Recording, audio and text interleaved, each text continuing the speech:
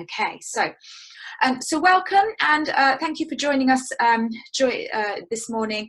To a little presentation on finding out about teaching and how to go about applying, and so on and so forth. So before we start this morning's presentation, just a few introductions. So with you this morning is me, it's Maria. I'm the director of the SCITT at the I2I Teaching Partnership, and I'll tell you a little bit about me in a moment. And we also have Chrissy on the call this morning. Morning. And Chrissy is our marketing and recruitment lead for the I2I Teaching Partnership, and she is the lady that you will probably have lots of contact with if you choose to apply with us or to us. Okay, so like I said earlier, this morning's presentation is all about getting ready to apply. Okay, so this is for, hopefully you've decided that you want to teach, you've done lots of thinking about it, you've decided what route you're going to go down, and you are ready to apply. So we're going to be thinking about writing personal statements, funding, and a little bit about us as a partnership. So just to kind of start with a little bit about us as a partnership, and apologies if you sat through this in the previous presentation, but basically we're the I2I partnership. We are a partnership of 24 schools. Here is a little map of all the different schools. The only one that's missing on there is All Hallows in Farnham, who recently joined our partnership. We have 2 training hubs, one at Weydon, one at Reigate, and basically we have trainees in all those partner schools. Not every single one of them every single year, but we can put trainees in all of those partner schools depending on the subject. A little bit about who's who at I2I. So I'm Maria, I'm the director of the SCITT. I'm a history teacher by trade. I've been teaching for about 17 years. And I've been leading the SCITT now for 4 years. Okay, and I thoroughly love it, and I'll tell you a little bit about me later on. Alongside me, I have my fabulous team. Okay, so we've got Chrissy, who I introduced earlier, who does all our marketing, all our recruitment, and if you need to find out anything about how to apply and what how to go about actually getting into a program, Chrissy is the lady for you. Then Tammy, who is our admin lead. So Tammy, once you're on the program, she basically looks after all the trainees, does all the admin, and makes sure that we're all on a straight and narrow. And then we've got our two fabulous colleagues, Liz, who is our link tutor. So Liz is the lady who goes into all our partner schools to touch base with the trainees, with their mentors and so on and so forth, to make sure everything's okay and that that the training is proceeding as it should be. And then Michelle, bottom right, Michelle's new to the partnership or new to the program, and she is our brand new Reigate hub lead. So we set up a hub in Reigate this academic year, and Michelle is leading that for us. Okay, so so that's the fabulous team. Okay, at I2I. And so in today then, questions that we are going to consider. So we're going to focus quite heavily on the application process, and in particular writing a personal statement, okay, because that is the biggest part of the application process, and it's quite different, I would say, to other jobs. So in teaching, the personal statement or that little aspect of the application is quite important. Then we're going to talk a little bit about the benefits of an early application and why apply early, because again, that's quite unique to teaching, and the fact that we're asking you to make a decision about your career and your life a year in advance. Okay. Then we're going to spend a little bit of time thinking about funding and how do you actually fund the teacher training year, what the costs involved, and what can you apply for. And then finally, we're going to talk a little bit about why I2I, okay? Why should you apply to us, and what are the benefits of training with us? Okay, so those are some of the questions that we're going to cover this morning. Okay, so we're going to start with the application process. Okay, and I'm going to tell you a little bit about how you go about applying for teacher training. So as of this year, there are 2 routes now, 2 ways that you can apply for teacher training. You can either do it through UCAS, which is the organisation where most undergraduate courses are applied for. And if hopefully to teach, you need to have a degree, so you'll be familiar with UCAS and you'll be familiar with the way to apply for UCAS. And then the other route that is now, the other way that has now literally just opened is DFE Apply. Okay, so we're accepting applications from both of those this year. So either UCAS or DFE Apply. You can apply to both, you can do it through both, or you can choose one or the other. Okay, and it will still get to us. As of next year, and 2021, if you choose to apply next year, you will only apply through DFE Apply.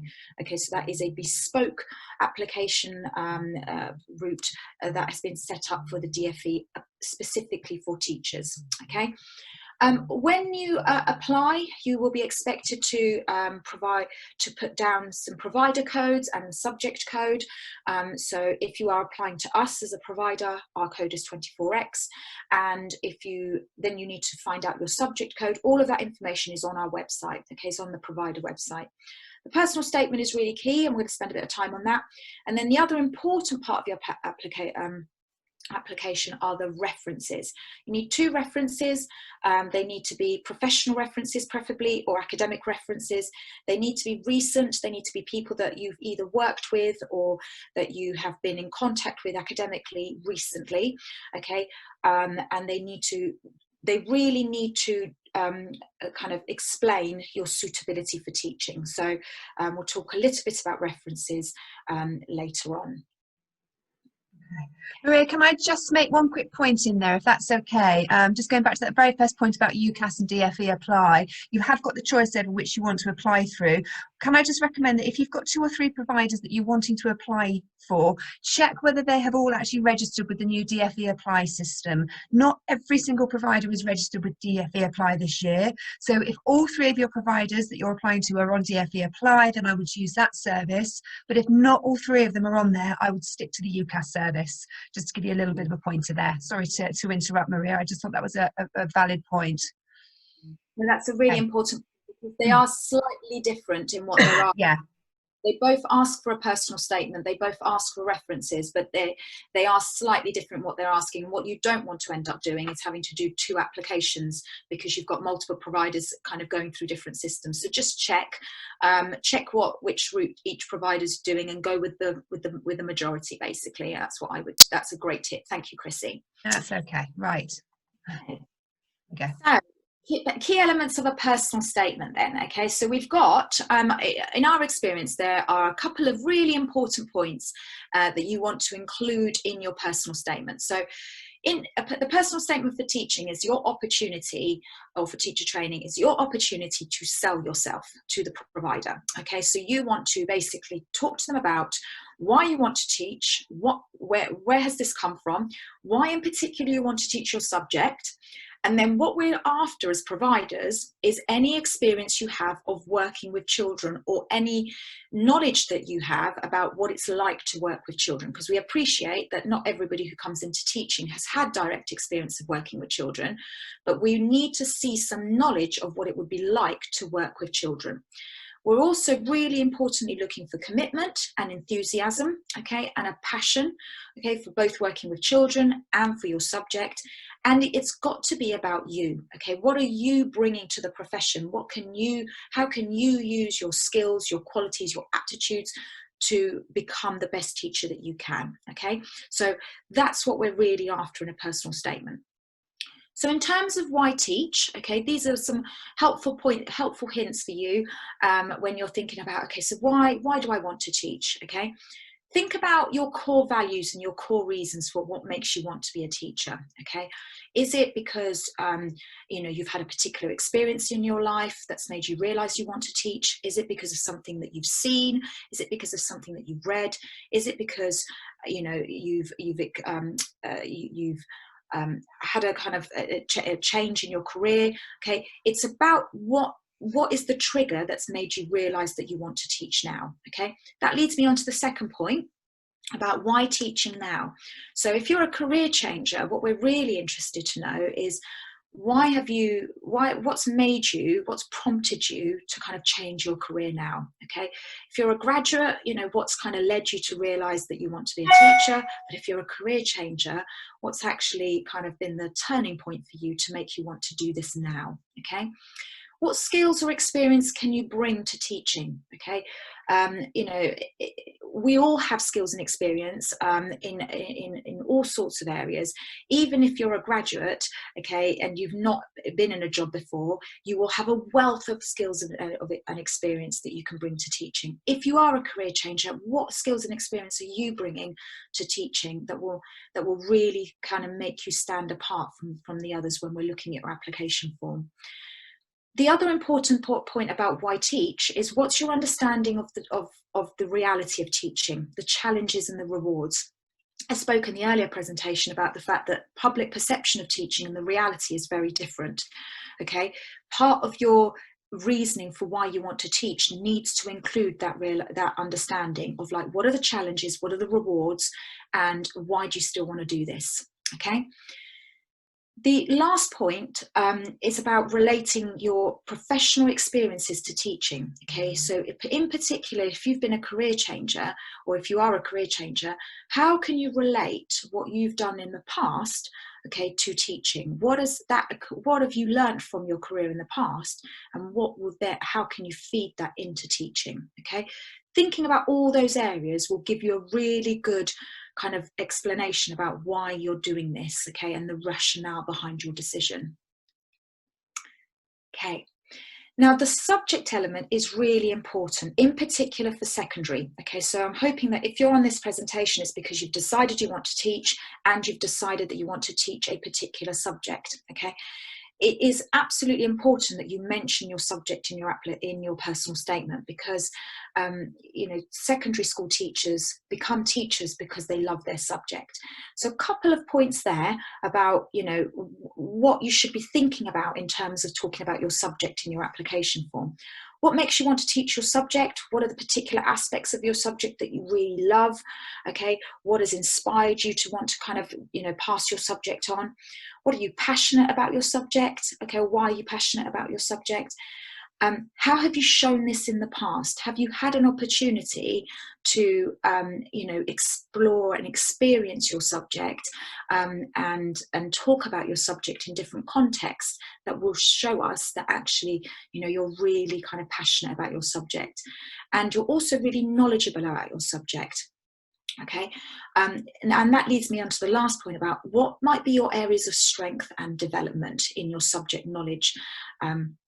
And just to also say, if you are applying for a subject that you don't necessarily have a level 6 qualification in, i.e. a degree in, but you have it at level 3, you have an A level or a GCSE, that will need explaining in your personal statement. So why are you opting to choose, do you want to teach a subject that you don't necessarily have a degree in?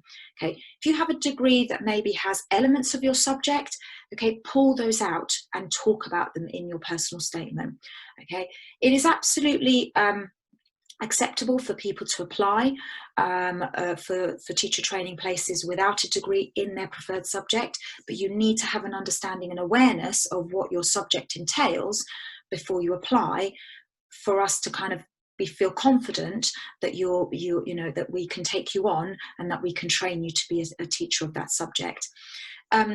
Just a little bit about what there is out there to help you develop your subject knowledge.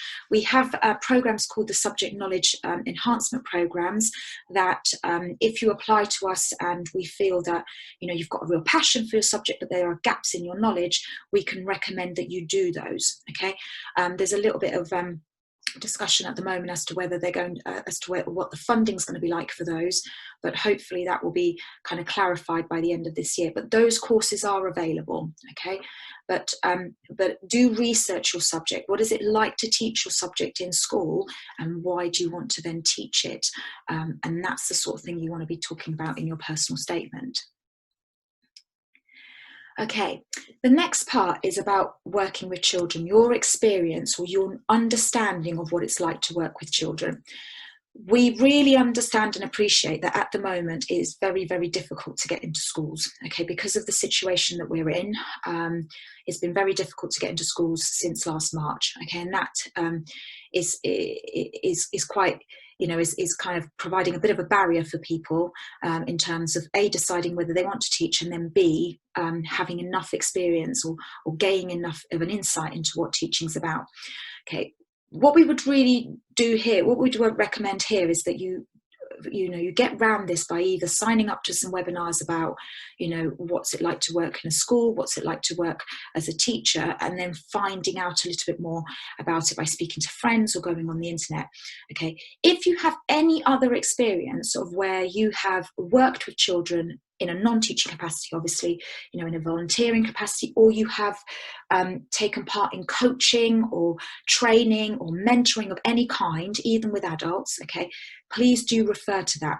The reason we ask for that is because we're trying to find out if you have the ability to teach, really. And what I mean by that is, do you have the interpersonal skills to kind of move people on from, you know, not knowing anything at the beginning to knowing something towards the end? So any experience that you have of where you've worked with children, where you've been able to build relationships, or where you have coached or trained people, again, by building relationships and using your skills to do that, will be really valuable in your personal statement. Okay, so a couple of points on there. You know, what have you done in the past? Look through your past and think, okay, what have I done? What can I tap into?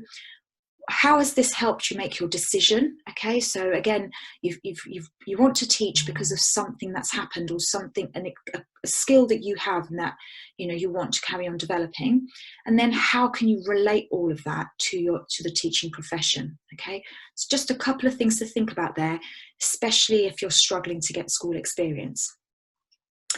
The other really important thing, okay, particularly for us at I2I, is your commitment, your passion, and knowing a little bit about you, okay? You need real commitment and passion to do this job, okay? If you're kind of going into this half-heartedly, it's going to be tough, okay? So the best teachers are the ones that are really committed. They love their subject, they love working with children, and they love the kind of, you know, busyness of the school day, and they love the fact that no 2 days are the same, okay? We really would like that to come across in your personal statement. So tell us a bit about you, okay? What makes you you? What are the hobbies that you do? What are the kind of other things that are in your life? Your interests? Do you have any examples of where you volunteered? Anything that you can use to demonstrate your energy and enthusiasm that will show us that you will be able to keep up with the pace of teaching, because it is pacey. Okay, so we're asking you to think about that in your application. How can you show that? Okay, super. So top tips then. Okay, top tips. Be really genuine and realistic, okay? Don't exaggerate on your personal statement, because if you do exaggerate and you make it sound, you know, amazing, and then or you create an impression of yourself that isn't realistic, when we then get you in for interview, okay, that creates a bit of a problem. So be genuine, okay? It's absolutely fine to admit that you don't have X, Y, and Z. That's fine, but be realistic in your personal statement, okay? So yes, be enthusiastic, but do please be genuine. Do show you how you understand your understanding of teaching. It's really important to us that you come into this with your eyes wide open, okay?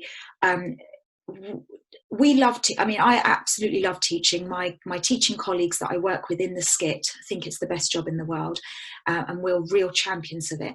But we also realise that it is a challenging role, and it's a really challenging career.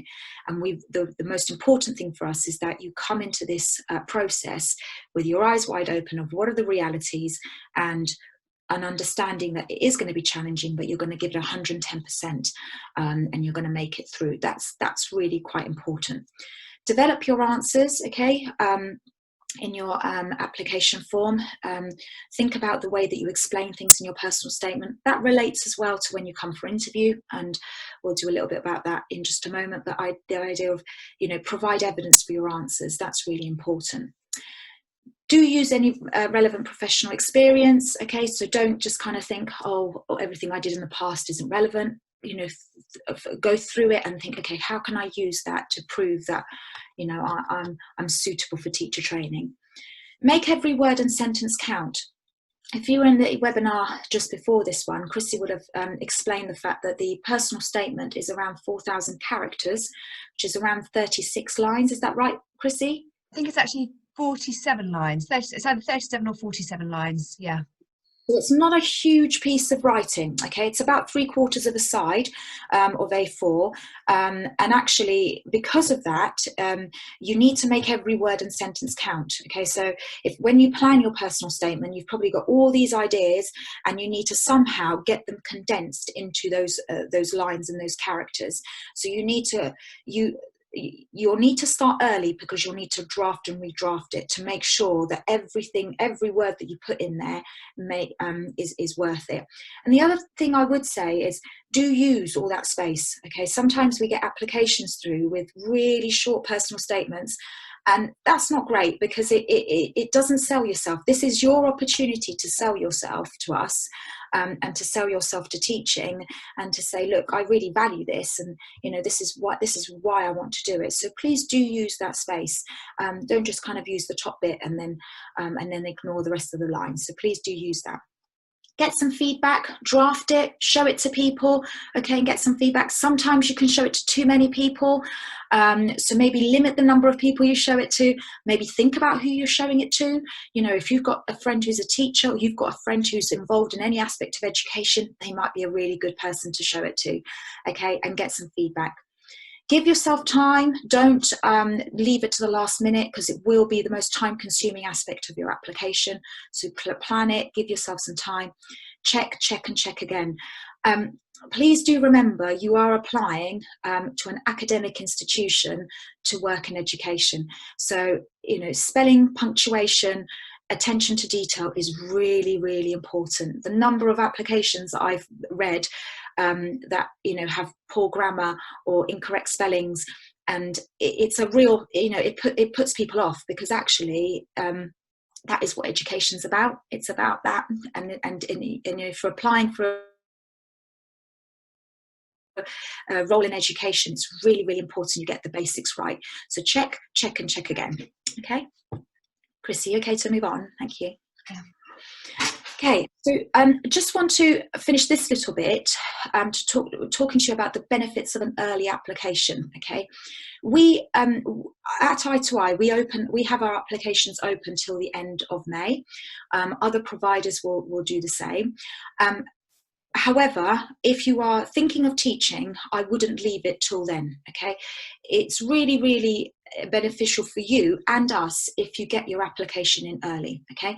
Now, obviously, you need to consider your application, you need to check your personal statement, you need to get all of that done, but what we would really suggest is you don't leave it months and months. There's two real big reasons for that. The first one is about placement schools and availability of placement schools. We have 24 schools in our partnership. Not all of them will offer training places in every single subject, okay? So we will have a spreadsheet of which schools are basically accepting trainees in your subject. They also work with other providers, okay? So again, those places are in competition. When you apply to us, we try to place you in a placement school by the end of that academic term, okay? So if you apply between now and Christmas, you will be placed in a school by Christmas, okay? And you will know the name of your school by Christmas. The later you leave it, the fewer places there are, okay? And even if there are places, they may be miles away from where you live, okay? Because we've got 24 schools, it's quite a big catchment, okay? So if you live in Farnham and you really want to teach maths, and none of the Farnham schools have availability for maths, the only schools we may be able to place you in are over in Reigate Way, and that's going to kind of put a little spanner in the works of you being able to get to a placement school. So the availability of placement schools decreases the later you leave it. So it's best to get an application in early. The second point is about giving yourself enough time to prepare, okay? So if you are applying and you either don't have a degree in your subject, or you did your degree 20 years ago and you know that you're going to need a bit of time just to kind of brush up on your subject knowledge, if you apply early, we can put you onto an SKE, or our wonderful subject tutors can actually recommend some reading and some prep and put a little package of prep for you together that you can do in advance of September, okay? And that is often a condition of your place. Now, if you apply in May and we still have to put that condition in your offer, that doesn't give you a huge amount of time to get all that prep done, okay? So the earlier you can apply, the more prepared you can feel, okay, and the less kind of anxiety that the whole thing will cause. And I know teaching is a bit odd because we're asking you to make a decision about your career a year in advance, okay, but when you're into teaching, when you eventually become a teacher and you work in a school, you will realise why that's done, because everything has to be done and thought through so much earlier, okay. That's why we have that system where we're asking you to do things a year in advance, okay. I think it's over to you now, Chrissy, is it? Yes, it is. Yeah, thank you so much, Maria. So I'd like just to spend a little bit of time now just looking in a little more depth at the funding that's available to you for your teacher training year. So the majority of initial teacher training programs are fee paying, and you're going to have a fee that you need to pay. So we've got 3 real main areas of funding that you can consider. And I'll go through each of these areas in a little bit more detail. The first area is the tuition fee loan. So these exist to cover the course fees. Very self-explanatory there. They are paid directly to your course provider from Student Finance England. So you apply through SFE, and they are not means tested. So regardless of your household income or your personal circumstances, you will find you should be able to claim the full amount. They are repayable, just like with your student loans of old, but they're not really payable until you're earning over the threshold, which currently stands at just over £26,000. So immediately you've got access to that to cover your course fees. For some people, they will finance their course fees privately, but the tuition fee loan is there for all of you to apply for. On top of the tuition fee loan, there is something called a maintenance loan. Now, this is designed to help with your living costs as opposed to with the course fees, and it is means tested, and also bears in mind where you're living and where you're studying. So any trainee on a programme will qualify for at least the minimum amount. The minimum amount does depend on where you live. So if you are living at home, it's just over 3,000 is the minimum. If you're living independently, the minimum is just over 4,000. Your household income is assessed, so you need to think about not just your own income, but the income of other people who are in your household. If your total household income is under 25,000, you will receive the full loan amount, which, like I say, is 12,000 for inner London. Outside of London, it's just over 9,000. But that just gives you an idea of the levels that are involved. Just like the tuition fee loan, you do have to repay it, and it's the same threshold that exists for the tuition fee loan. They just sit side by side each other. The DFE have a really good student finance calculator online, so you can plug in all your personal details, and you'll get an estimate of what that's going to look like for your particular circumstances. Something worth noting here is it's really important that you put your application in for your loans as soon as you've accepted a place with a provider, because you want to make sure you ensure you receive those first payments on time, particularly for your maintenance loan. You have to apply directly through the government's finance pages. You apply as an undergraduate, even though this is a postgraduate qualification. It's just a slight anomaly in the system, and it can take up to about 6 weeks to process your application. So just be aware of that and make sure you get your application in as soon as you've accepted that offer. You should haven't have any issues when you start. On top of those two, there is some other areas of extra financial support, particularly for people who perhaps have got children or have got a disability or may have an adult dependent living with them. These are grants and allowances that you don't have to pay back. So these are very much given to you. So there's various ones which I'll touch on briefly. If you're financially responsible for another adult, you can get something called an adult dependence grant. These are just over £3,000 and just give you that little bit of extra financial support. If you have dependent children, you can apply for the Parents' Learning Allowance. That's a smaller allowance, it's just under £2,000 per year. But again, every little bit helps. And then there are childcare grants which help you towards the cost of your childcare. And you can claim up to 85% of your weekly childcare costs. The figures change slightly for the number of children that you've got, but it's a really good form of support if you are having to put your children into childcare to allow you to access the course. For all of these, they are means tested. So the amount you claim will be dependent upon your household income. They're not repayable, like I've already said, and they don't affect any other independent benefits or tax credits that you may be receiving. They're assessed very separately, so they're not going to affect any other of your means of income.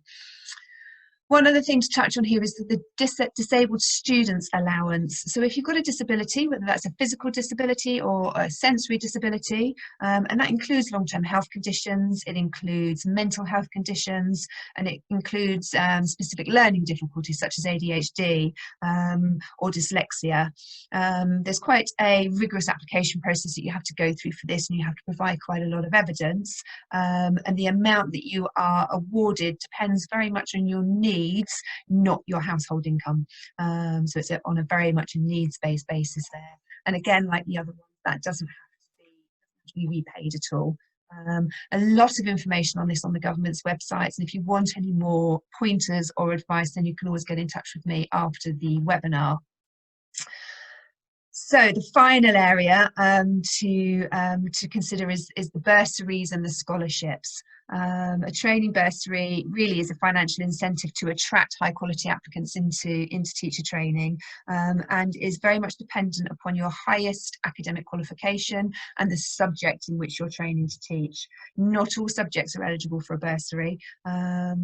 And you need to be entitled to support under the government's criteria, which I will touch on in a minute. But they are there once you've accepted your place on a teacher training programme. If it's within that subject and you meet the criteria, you will be automatically eligible for that. You don't have to physically apply for your bursary. There are also scholarships. They replace the bursary, so it's not an addition to the bursary. They are only available in the 4 subjects up on the screen, and they are applied to by the appropriate professional body, not through the government at all. If you apply, and it is again quite a rigorous application process, they're very much looking for what they consider to be very inspirational and gifted trainees. So for example, there isn't really any point applying for a scholarship unless you've got a minimum of a 2:1 degree.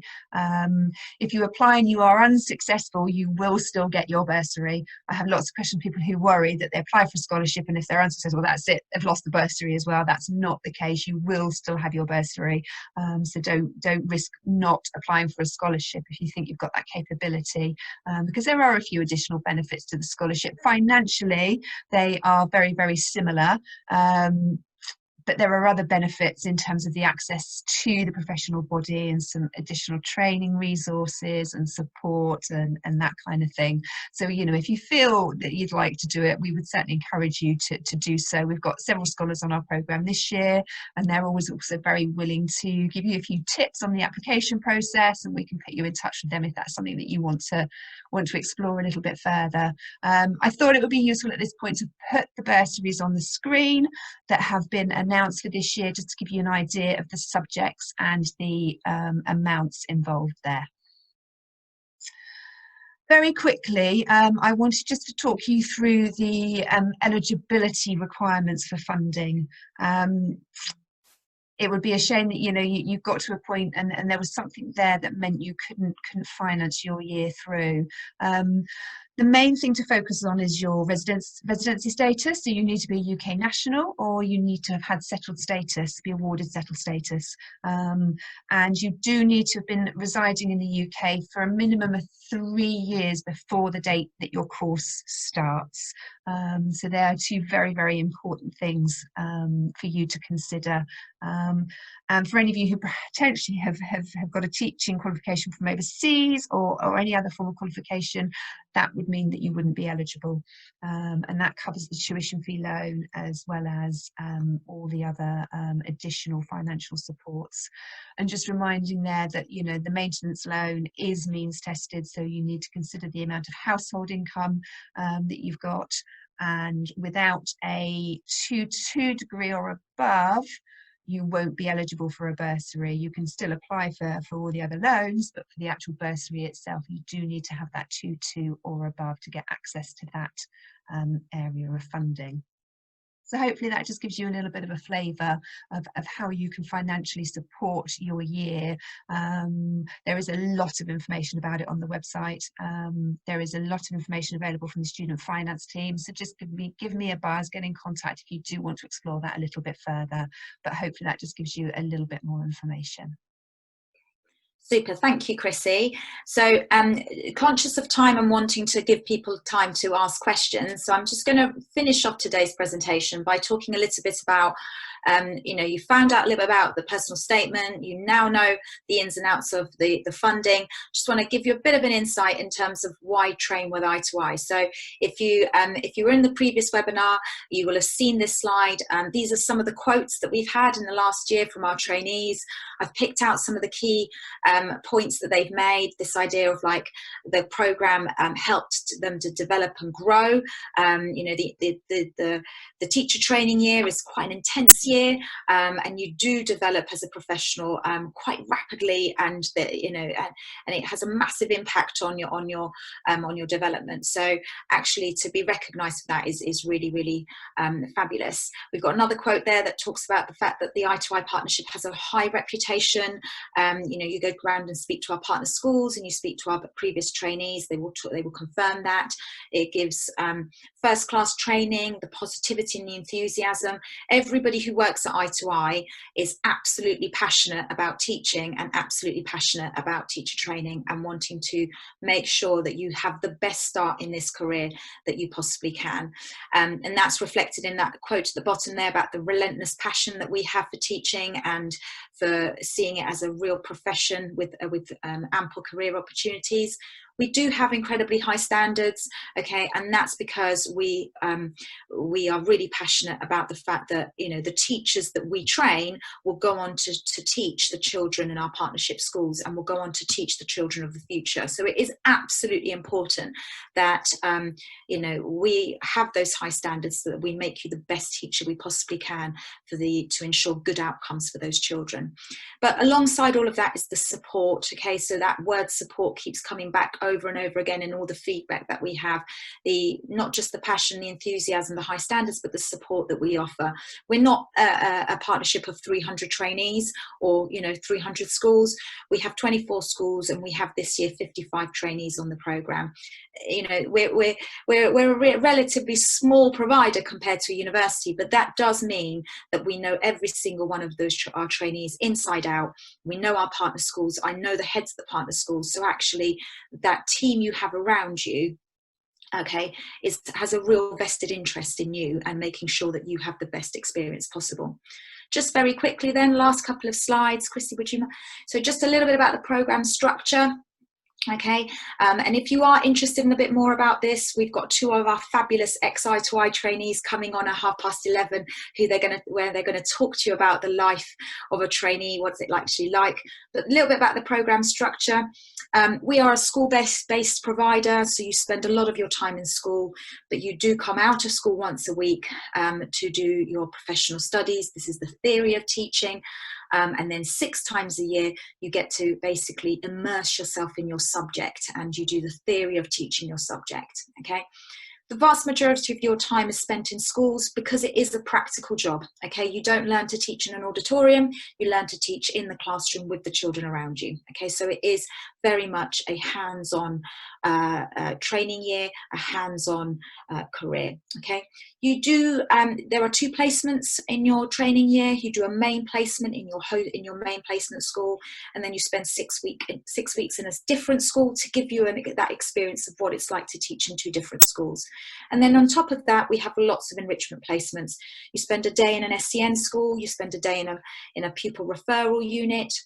You spend some time in a 6th form and in a primary school, so you have an experience of the other elements of the job. Okay, Chrissy, if you don't, that's great. And then the support structure, and I suppose this is what makes us special, the fact that you have all these people around you, and we're all there to basically enable you to become the best teacher that you can. You have a subject-specific mentor who works alongside you in your school. Alongside them, you have your entire department. You're in there from day one. You become part and parcel of that department. You have a professional mentor in your school. This is a member of the senior leadership team who usually will look after all the trainees in the school, just to make sure that they're being looked after, and that if any issues arise, they can answer them. You have a link tutor. Okay, so Liz and Michelle will come in and visit you in your placement school from the SCITT to find out if you're okay, to make sure that the training you're receiving in the school aligns to what we are saying you should be getting. Pastoral support, we've got lots of different kind of features of our pastoral support. We have a pastoral tutor, okay, Sian, she's fabulous, and she's there just if you want to have a chat about anything, teaching, job related, could be absolutely anything. She's there to kind of give you that pastoral support. We also subscribe to the EAP program, which gives everybody 24-hour access to a counsellor or 24-hour access to any advice on all sorts of range of issues. We have a really dedicated admin team. Chrissy and Tammy are amazing. They're literally on hand all the time. Okay, if you can't find Sian and you don't want to ring the EAP, trainees often just pull up a chair and speak to Chrissy and Tammy just to kind of have a chat about how life is going. Okay, so we're all there to make sure that you can get through that year.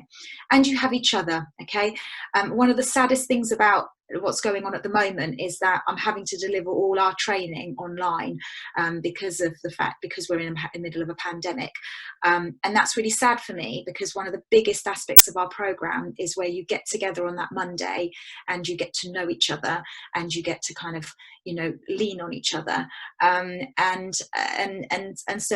that is a really important part of the program. I'm really hoping that next year we can go back to some semblance of normality, where we can have everybody together in one room and do the training kind of face to face and together, and give you that support network that you need. Okay, so super. So that's the end of our presentation. That's a little bit about personal statement, a little bit about funding, and a little bit about I2I.